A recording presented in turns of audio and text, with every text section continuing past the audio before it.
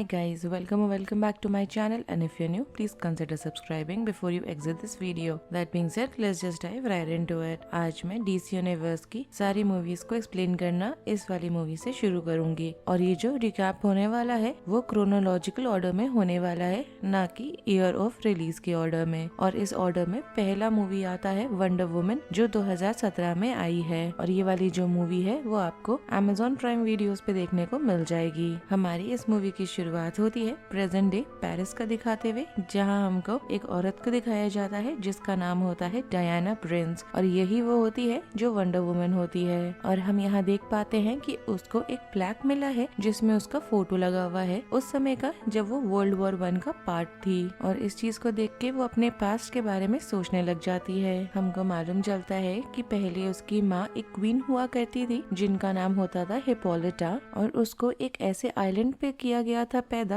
और वहीं पे वो रही थी जो काफी ज्यादा सीक्रेट जगह हुआ करती थी, और उस आइलैंड का नाम हुआ करता था थ्रेमिस्केरा। और वहाँ पे अमेजोनियन रेस के लोग रहा करते थे जो बेसिकली वॉरियर्स थे, और उस आइलैंड पे कोई भी मेल नहीं हुआ करता था, सारे विमेन थे वहाँ पे। और ये जो आइलैंड था बेसिकली उसको ज़्यूस ने करा था, बनाया था, क्रिएट करा था सारे विमेन मैनकाइंड जो थी उसको बचाने के लिए। हमें यहाँ आगे मालूम चलता है कि जब यहाँ पे डायना छोटी हुआ करती थी तब उसकी माँ हिप्पोलिटा ने अमेजोनियन हिस्ट्री जो थी वो उसके साथ शेयर करी थी। और इसी कहानी के दौरान हमें ये भी मालूम चला था कि एरीज जो था वो कैसे जितने भी ह्यूमैनिटी और ह्यूमन काइंड हुआ करते थे उससे वो जेलस हो गया था, और इसके बाद वो प्लान बनाने लग गया था कि वो कैसे सारे मैनकाइंड और ह्यूमैनिटी को खत्म करेगा। हमें यहाँ पे ये भी मालूम चलता है कि बाकी जितने सारे गॉड थे माउंट ओलंपस के, उन्होंने उसको रोकने की कैसे कोशिश करी है। और इस फाइट के दौरान एरीज ने सबको मार डाला था ज़्यूस को छोड़ के,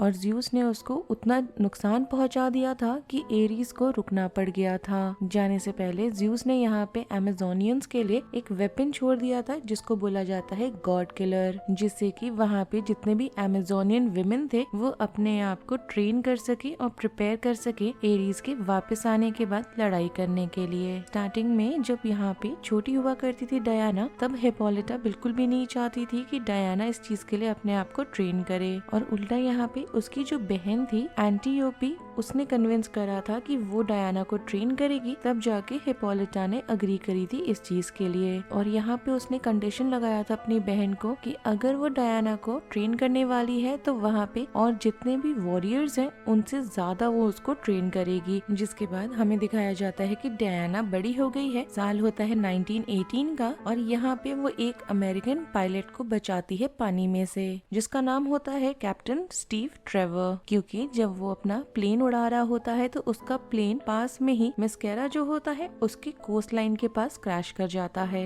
और जल्दी हम देख पाते हैं कि वहाँ पे जर्मनी के जो क्रूजर शिप्स हैं वो आके इन्वेड करने लग जाते हैं, जो यहाँ फॉलो कर रहे होते हैं स्टीव के प्लेन को। अमेजोनियन विमेन यहाँ पर आती हैं, फाइट करती हैं, और जितने भी जर्मनी के यहाँ पे सोल्जर्स और सेलर्स होते हैं उन सबको मार गिराती हैं। मगर लड़ाई के दौरान डायना को बचाने के लिए एंटीओपी यहाँ पे बीच में आ जाती है और अपने आप को सैक्रिफाइस कर देती है। जिसके बाद यहाँ पे स्टीव को इंटेरोगेट करा जाता है एक ऐसे लैसो, मतलब एक रस्सी होती है उसकी मदद से, और उसको बोला जाता है लैसो ऑफ हिस्टिया। और जब ये इंटेरोगेशन होती है तब स्टीव यहाँ बताता है कि एक लड़ाई चल रही है बाहर की दुनिया में, और वो खुद यहाँ पे एलाई जो है उसका स्पाई है वो। आगे वो ये भी बताता है कि उसने यहाँ पे एक नोटबुक चुराया था जिसमें बहुत ही ज्यादा इम्पोर्टेंट इन्फॉर्मेशन थी, और वो चुराया था उसने एक स्पेनिश चीफ केमिस्ट के पास से। इस केमिस्ट का नाम होता है इजाबेल मारू, और वो यहाँ पे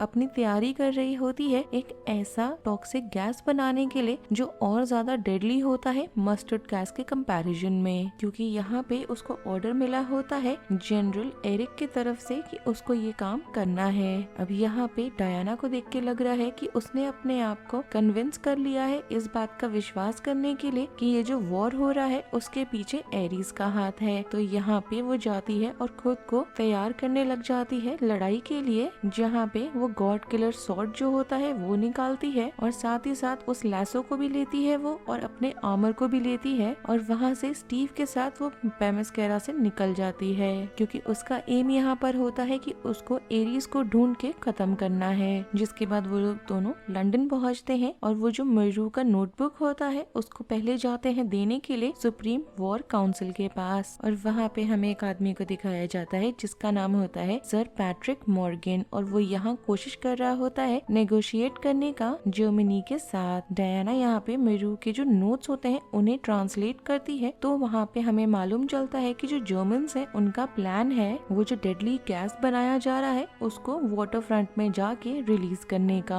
अब यहाँ पे स्टीव के जो कमांडर्स होते हैं उन्होंने फॉरबिड करा होता है उसको कुछ भी करने के लिए, तब भी वो उनके ऑर्डर्स के अगेंस्ट जाता है और उसको सीक्रेटली सर पैट्रिक जो है वो फंड कर रहे होते हैं, और जाने से पहले वो एक स्पाई होता है समीर नाम का उसको भी साथ लेता है। साथ ही साथ एक मार्क्समैन है चार्ली नाम का, एक स्मगलर चीफ है, उन तीनों को अपने साथ लेके निकल जाता है प्रिवेंट करने के लिए उस गैस को लीक होने से। जिसके बाद वो सारे मिलके फाइनली जब वेस्टर्न फ्रंट ऑफ बेल्जियम तक पहुंचते हैं तो वहाँ पे जो दुश्मनों का एनिमी लाइन होता है उसकी वजह से उनको रोक दिया जाता है। यहाँ पे देख के लग रहा है कि जो नो मैन लैंड है उसके थ्रू डायना अकेले ही जाने लगी है, और वहाँ जाके जो दुश्मनों का एनिमी का ट्रेंच है उसे कैप्चर कर लेती है, और ऐसा करने की वजह से जो एलाइड फोर्सेस है उनके पास मौका मिल जाता है वहाँ के जो विलेज है वेल्ड नाम का उसको जाके लिबरेट करने का। इसके बाद वहाँ पे विलेज में काफी खुशी का माहौल होता है और वो लोग रात में सेलिब्रेट करते हैं, जहाँ पे हम देख पाते हैं कि डायना और स्टीव काफी एक दूसरे के क्लोज आ रहे हैं। जिसके बाद वो जो टीम होती है उन्हें मालूम चलता है कि पास में ही एक गाला होने वाला है पास के ही जर्मन हाई कमांड में, और यहाँ पे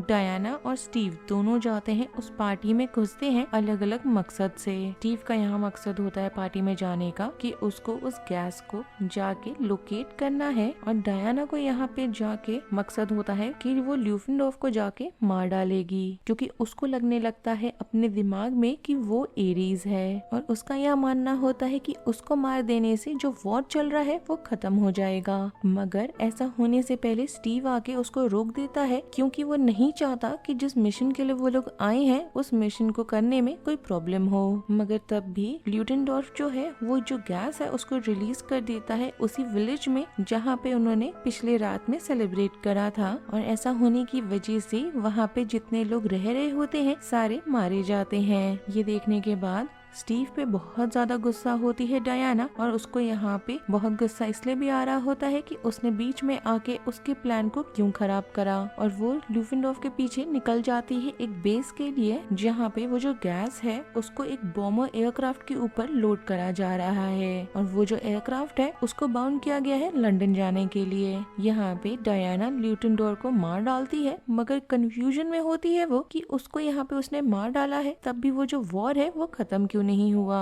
तभी यहाँ पे ट्विस्ट आता है जब हम देख पाते हैं कि सर पैट्रिक वहाँ पर आया है और वो अपने आप को रिवील करता है कि वो खुद यहाँ पे एरीज है। यहाँ पे वो डायना को बताता है कि कैसे उसने धीरे धीरे ह्यूमंस के दिमाग में डाला था ये सारी आइडियाज, और उनको कैसे उसने इंस्पायर करा था ये सारी चीजें करने के लिए, मगर वो इन चीजों के पीछे डायरेक्टली रिस्पॉन्सिबल नहीं है, क्योंकि यहाँ पे उनका मतलब ह्यूमंस का डिसीजन था ये वॉर और सारी चीज करने का। ये सुनने के बाद डायना जब यहाँ पे डिसाइड करके कोशिश करने लगती है उसको गॉड किलर सॉर्ड से मारने का, तो वो उसको डिस्ट्रॉय कर देता है, और यहाँ हमें मालूम चलता है कि जो डायना है वो असल यहाँ पे गॉड किलर है, मगर यहाँ पे वो फेल कर जाती है पैराडाइज बनाने में अर्थ को। अब यहाँ पे लड़ाइयाँ हो रही होती हैं, तभी हम साथ साथ देख पाते हैं कि स्टीव की जो टीम है वो मरू की जो लैबोरेटरी है जहाँ पे वो गैस बना रही थी उसको वो पूरी तरीके से डिस्ट्रॉय कर देते हैं। जिसके बाद स्टीव बैठता है उसी प्लेन में जिसके अंदर वो गैस होता है,